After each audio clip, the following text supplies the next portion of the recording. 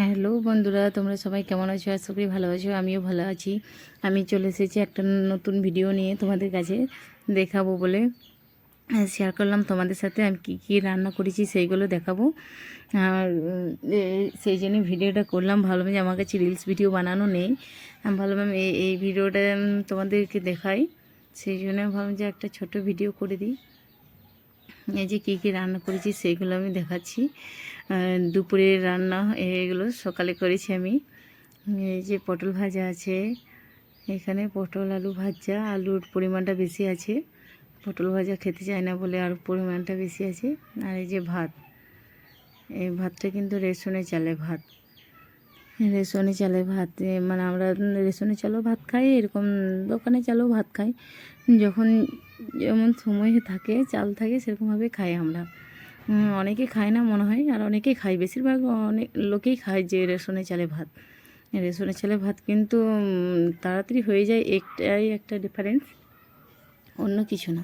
আর একটু গলা গলা টাইপের হয়ে যায়, এই যে গলা গলা হয়ে গেছে।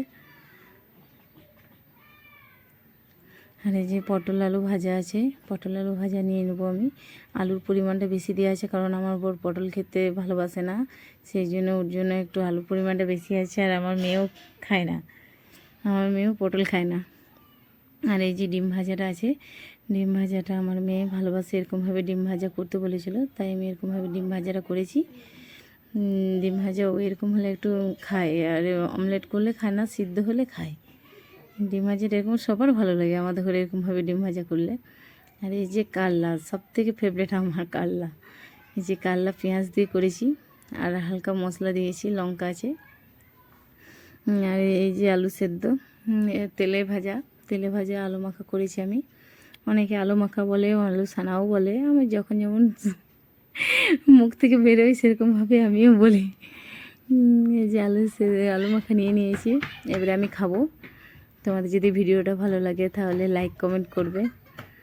Tata bye. পরের ভিডিও নিয়ে আবার চলে আসবো তোমাদের কাছে, নতুন একটা ভিডিও।